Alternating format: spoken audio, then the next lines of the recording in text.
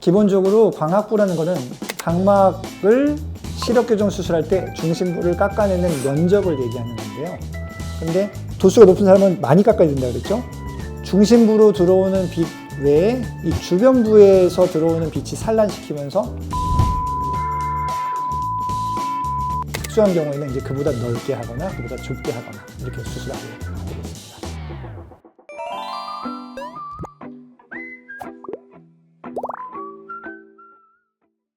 안녕하세요. 수연세안과 양훈입니다. 오늘은 라섹 수술, 광학부 얼마로 하는 게 좋나요? 라는 주제로 말씀드리도록 하겠습니다. 네, 원장님, 광학부는 좁은 게 좋은가요? 아니면 넓은 게 좋은가요? 광학부는 적절해야 됩니다. 기본적으로 광학부라는 것은 각막을 시력 교정 수술할 때 중심부를 깎아내는 면적을 얘기하는 건데요. 근데 전통적으로는 6.5mm 광학부로 수술합니다. 쉽게 설명하면 1디옵터 안경을 벗기는데 6.5 광학부로 수술하게 되면 각막을 한 15 마이크로미터 깎아낸다 그래요. 광학부를 넓게 하는 이유는 야간 동공 크기가 큰 분들한테 있어서 빛 번짐을 줄이기 위해서 넓게 하기도 하고요. 넓게 하면 좋은데 넓게 하면은 깊게 깎게 됩니다. 그러니까 마냥 넓게 할 수가 없어요. 고도근시 환자들은 기본적으로 많이 깎아야 되기 때문에 오히려 광학부를 줄여서 절삭량을 줄이게 됩니다. 그래서 결국은 이렇게 시소 같은 건데 넓게 하면 빛 번짐은 줄어들지만 많이 깎는다. 좁게 하면 적게 깎을 수 있으나 빛 번짐은 좀 더 생길 수 있다. 어느 부분이 이 환자에게 중요하느냐를 따져보고 광학부를 설정하게 됩니다. 통상적으로는 6.0에서 6.5mm 광학부를 많이 사용하게 되고 특수한 경우에는 이제 그보다 넓게 하거나 그보다 좁게 하거나 이렇게 수술하게 되겠습니다. 원장님, 광학부를 좁게 수술해야 빨리 아문다고 하는데 이거 사실인가요? 기본적으로 광학부를 좁게 한다 그러면 올레이저 수술했다 그러면 당연히 상피가 아무는데 시간이 단축될 수밖에 없죠. 보통 6.5 광학부로 수술하면 3일이 걸리는데 5mm 광학부로 수술했다 그러면 이틀 만에 아물 수 있을 거예요. 자, 그런데 앞서 설명드린 것처럼 광학부가 적다고 능사는 아니기 때문에 적절한 광학부를 확보하는 것이 중요한 분한테는 3일 아프더라도 적절한 광학부로 수술하는 게 좋겠다. 결론적으로는 좁게 하면 덜 아플 수는 있지만 그것이 바른 수술은 아니다 라고 설명드릴 수가 있겠네요. 네, 원장님, 그럼 이 광학부와 야간 빛 번짐은 어떤 상관관계가 있는 건가요?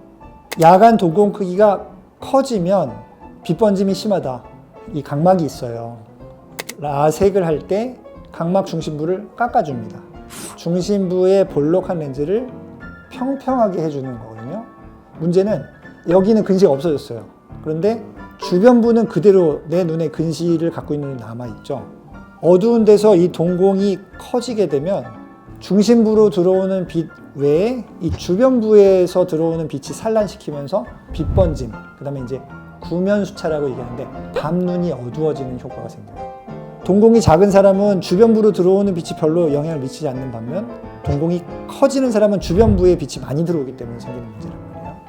그래서 기본적으로 이 절삭하는 면적을 넓게 해주면은 여기만 수술한 사람보다는 이렇게 수술한 사람의 빛 번짐이 적겠죠.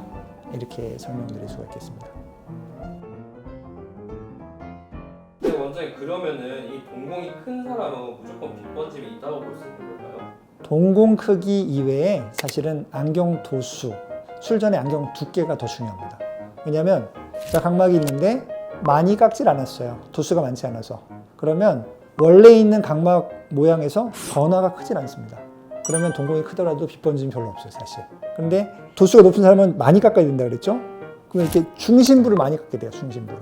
중심부를 많이 깎게 되면 주변부와 중심부의 괴리가 크기 때문에 빛 번짐이 더 심할 수밖에 없어요. 자, 그런데 요즘에 나오는 장비들은 이 부분을 많이 개선하기 위해서 이 주변부를 이렇게 블렌딩하는 이행부라는 것을 잘 구현함으로써 그런 구면 수차를 최소화하고 빛 번짐을 줄이는 기능을 기본적으로 탑재했기 때문에 예전 장비, 20년 전 장비에 비해서는 빛 번짐이 많이 줄어들었다고 이해하시면 되겠습니다. 제 경험을 말씀드리자면은 제 야간 동공근 7.9mm였거든요.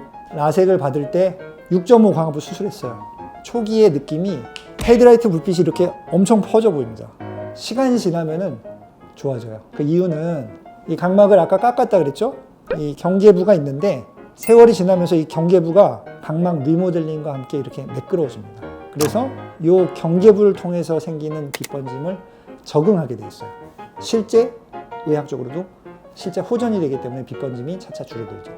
그럼에도 불구하고 빗번짐이 너무 불편하다 그러면 편광 렌즈라고 해서 빗번짐을 줄이는 안경도 있으니까 너무 염려하지는 않으셔도 되겠습니다. 그리고 근시나 난시가 있을 때 빗번짐이 생기기 때문에 그건 안경을 써서 교정함으로써 또 줄여줄 수 있다고 하겠습니다. 네, 오늘은 광학부 빗번짐에 대해서 조금 설명을 드렸었는데요. 의사에게 저는 어떤 광학부로 얼마나 깎아서 수술하는 게 좋겠습니까?를 물어는 보시되 그 의사 선생님이 해주시는 대로 잘 따라가시면 되고, 다만 내 정보니까 내가 어떻게 수술 받았는지는 좀 알아두는 것도 괜찮겠죠. 그리고 불편함이 생기더라도 원장님을 잘 따라서 회복하셔서 좋은 시력을 얻게 되시기를 바랍니다. 이상은 수연세안과 양훈 원장이었습니다. 감사합니다.